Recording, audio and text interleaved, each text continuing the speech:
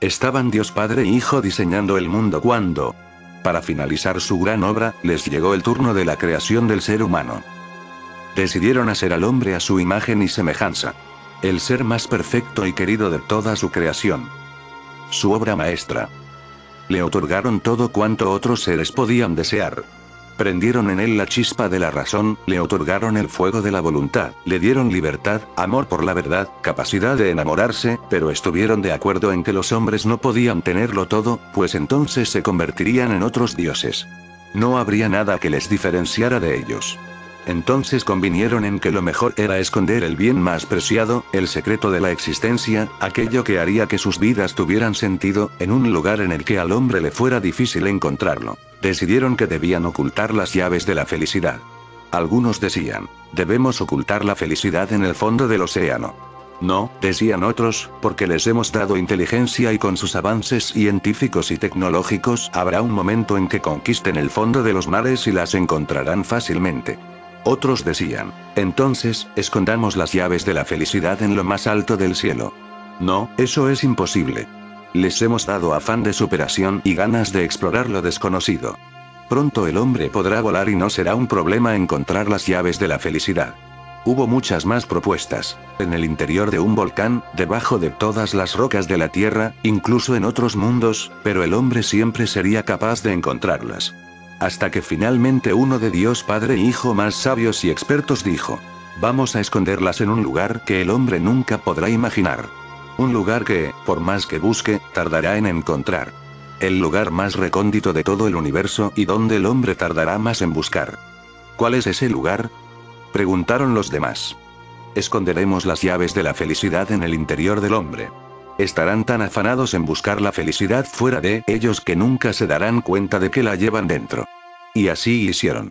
Con este libro aprenderás a meditar y controlar tus pensamientos y sentimientos para dirigirlos en la dirección que quieras en cada momento. La meditación te cambiará la vida en todos los aspectos. Paz interior, relaciones, amor, felicidad, conocimiento, salud, trabajo, dinero. Aprenderás a distinguir entre lo esencial en tu vida y lo que no lo es. Lo que te lleva por el camino de la felicidad, por un lado, y lo que son caprichos y meras ilusiones, por otro. Entenderás que puedes superar todos los obstáculos, por grandes que sean, si usas todo el potencial de tu mente. Que no hay que escuchar esos pensamientos que dicen que tú no eres demasiado bueno para superarte y ser la mejor versión de ti mismo. Descubrirás que la meditación no es algo que solo practican ascetas y personas que hacen eternos ayunos, vestidos con un sencillo manto. Tú y yo podemos usar nuestra mente a un nivel que pocos se han imaginado. El poder de nuestra mente es inmenso. A lo largo de este libro descubrirás conceptos que te permitirán conocer el mejor camino para ti, y que eres tú quien debe elegirlo. Si no lo haces conscientemente, estás decidiendo que otros lo elijan por ti. Aprenderás muchas cosas que no suelen explicarse, como por ejemplo, que hay varios tipos de meditación y puedes elegir el que mejor se adapte a ti. ¿Cuáles son las técnicas de meditación? Los 9 niveles de la meditación. Así sabrás en qué punto te encuentras, si te has desviado y qué rumbo hay que tomar.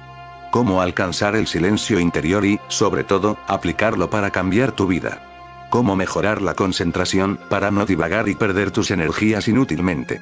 ¿Qué es y cómo usar la conciencia testigo, aprender a vernos con objetividad y utilizarlo para ser el amo de tus pensamientos? Cómo relajarse fácil y rápidamente para reflexionar con claridad y paz interior. ¿Qué es el Yoga Nidra y qué aplicaciones tiene? ¿Qué es el Nada Yoga? Los mejores mantras para meditar.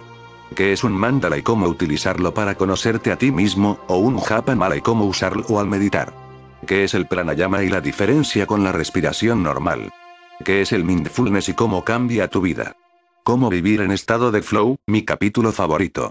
En definitiva, con este libro podrás aprender a meditar y descubrir la verdadera felicidad, porque, ¿y si el secreto de la felicidad estuviera en la mente?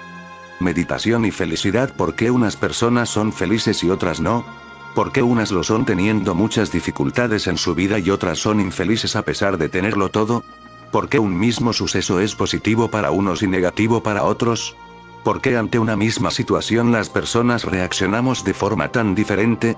¿Por qué unas personas siempre parecen seguras y serenas y otras solo ven problemas? Estaremos de acuerdo en que la felicidad no está en las cosas, ni siquiera en lo que nos sucede, sino en la interpretación de todo ello. en lo que pensamos sobre el mundo y lo que sentimos acerca de lo que nos rodea. La felicidad no tiene que ver con lo que nos pase, sino cómo nos sentimos respecto a ello. ¿Y si pudiéramos tener el control de estos pensamientos, emociones y sentimientos? ¿Y si el secreto de la felicidad estuviera en la mente? Mucha gente tiene un concepto equivocado de qué es la meditación.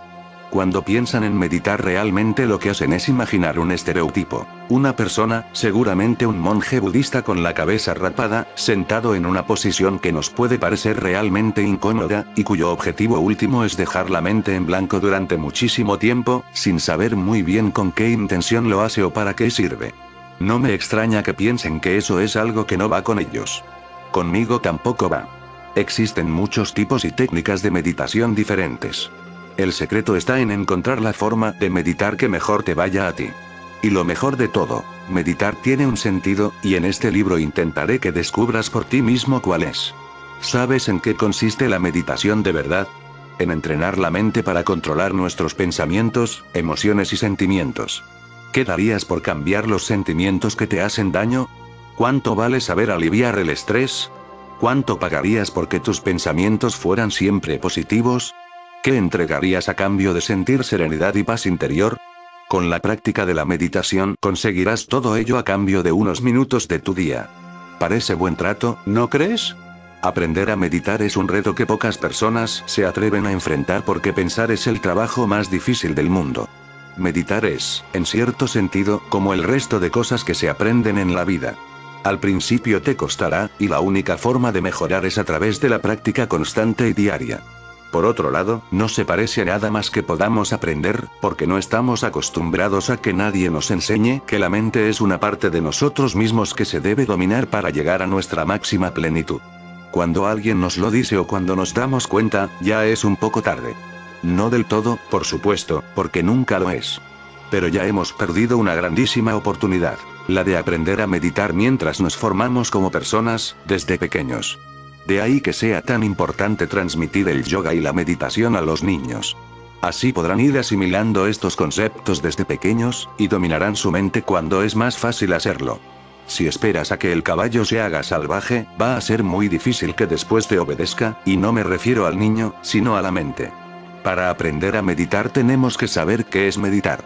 En palabras del 14 Dalai Lama, la meditación es la disciplina en la que se cultiva la familiarización con el objeto de meditación escogido para poder obtener cierta estabilidad mental, que es necesaria para permanecer en un punto de la realidad. Gradualmente conseguiremos dominar nuestra mente. Vamos a proporcionar un poco de contexto para poder entenderlo. Lo que queremos hacer si buscamos aprender a meditar es tener la capacidad de conocer la realidad. Para ello tenemos que saber que hay ciertos patrones de funcionamiento en la mente, y usamos la meditación para descubrirlos, aprovechando un objeto que conocemos.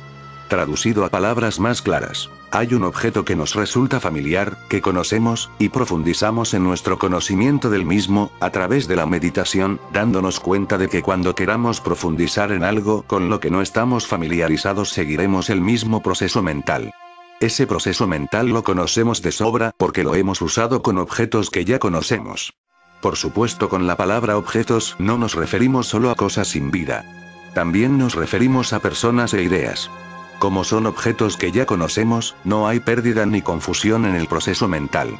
Y luego aplicamos el mismo proceso mental a otro objeto que conocemos menos. Aprender a meditar empieza por poner a nuestra disposición las condiciones externas e internas para reflexionar sobre un objeto que conocemos. La pregunta sobre la felicidad es esencial en el surgimiento de la ética en la antigua Grecia. Los filósofos encontraron respuestas muy diferentes, lo cual demuestra que, como decía Aristóteles, todos estamos de acuerdo en que queremos ser felices, pero en cuanto intentamos aclarar cómo podemos serlo empiezan las discrepancias. En la filosofía griega clásica hay tres posturas. Ser feliz es autorrealizarse, alcanzar las metas propias de un ser humano, eudemonismo, postura defendida por Aristóteles. En cierto sentido, también Platón puede ser encuadrado en esta postura, si bien el horizonte de la felicidad, según Platón, se abre a la vida después de la muerte. Ser feliz es ser autosuficiente, valerse por sí mismo sin depender de nada ni de nadie, cinismo y estoicismo. Ser feliz es experimentar placer intelectual y físico y conseguir evitar el sufrimiento mental y físico, hedonismo. Es la postura que defiende Epicuro. Aristóteles sostiene que todos los hombres están de acuerdo en llamar felicidad a la unidad presupuesta de los fines humanos, el bien supremo, el fin último, pero que es difícil definirla y describirla. De ahí se aprecia la divergencia de opiniones respecto a cómo entender la felicidad. Placer para algunos, honores para otros, contemplación, conocimiento intelectual, para otros más. Aristóteles rechaza que la riqueza pueda ser la felicidad, pues es un medio para conseguir placeres o bien para conseguir honores, pero reconoce que existen personas que convierten a las riquezas en su centro de atención. No obstante, para Aristóteles estos no son más que bienes externos que no son perseguidos por sí mismos, sino por ser medios para alcanzar la felicidad, puesto que es esta la única que se basta a sí misma para ser autárquica y perfecta. Los demás bienes externos se buscan porque pueden acercarnos más a la felicidad, aunque su posesión no implica que seamos íntegramente felices, puesto que no por poseer riquezas garantizamos nuestra felicidad. Tampoco solamente la consecución de placer nos hace felices. Habitualmente necesitamos algo más para serlo, y eso nos distingue de los animales. Sin embargo, aunque estos bienes particulares no basten, ayudan, y en esto Aristóteles mantiene una postura moral bastante desmitificada y realista: el bien no puede ser algo ilusorio e inalcanzable. Sin ciertos bienes la felicidad será casi imposible de alcanzar. Para Aristóteles la felicidad humana se basa en la autorrealización dentro de un colectivo humano, adquirida mediante el ejercicio de la virtud. Se entiende en este contexto como un estado de ánimo positivo. Dicho estado de ánimo es subjetivo y, por tanto, no se refiere a un hecho autopercibido. Esto implica que una misma serie de hechos puede ser percibido de manera diferente por personas con diferentes temperamentos, y por tanto lo que para una persona puede ser una situación feliz para otra puede llevar aparejada insatisfacción e incluso frustración. Es por esa razón, que la felicidad, a diferencia de otros hechos relacionados con el bienestar, se considera una situación subjetiva y propia del individuo, en contraposición a hechos objetivos en los que diferentes observadores concordarían. La felicidad frecuentemente se considera positiva ya que permite a los individuos sacar partido de las condiciones objetivas, favorece la actitud de abordar diferentes tareas llevándola al término propuesto. La depresión y otros trastornos psicológicos, por ejemplo, se caracterizan por una notoria falta de felicidad del individuo, lo cual frustra las posibilidades de los individuos para acometer con éxito diversas tareas u obtener beneficios de situaciones objetivamente favorables.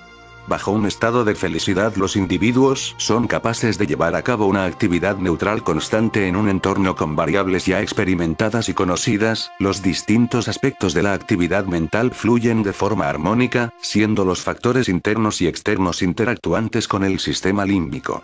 En dicho proceso se pueden experimentar emociones derivadas, que no tienen por qué ser placenteras, siendo consecuencia de un aprendizaje ante un medio variable. Actualmente se conoce que la variabilidad en los niveles de felicidad que experimentan los individuos se ven influidos por tres grupos de factores, en orden de importancia. Factores genéticos. Factores asociados a la consecución de objetivos y deseos. Factores socioambientales. Igualmente es un hecho bien establecido, que el juicio sobre si uno mismo es feliz está influido por razones culturales. En ciertas sociedades se desaprueba en mayor medida expresar sentimientos negativos, mientras que en otras la sinceridad y la autoexpresión fidedigna es valorada en mayor medida.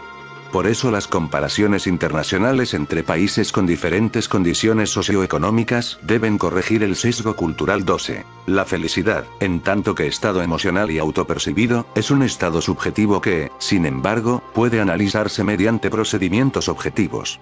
Los siguientes son ejemplos de disciplinas con aproximaciones objetivas. La filosofía estudia su concepto y realidad. La psicología positiva intenta determinar los factores endógenos que el individuo puede manejar para alcanzar ese determinado estado de ánimo. 3. La sociología se ocupa de analizar qué factores sociales determinan los objetivos que el sujeto se marca como meta para alcanzar estados de felicidad. La antropología muestra cómo distintas culturas han establecido cánones distintos al respecto.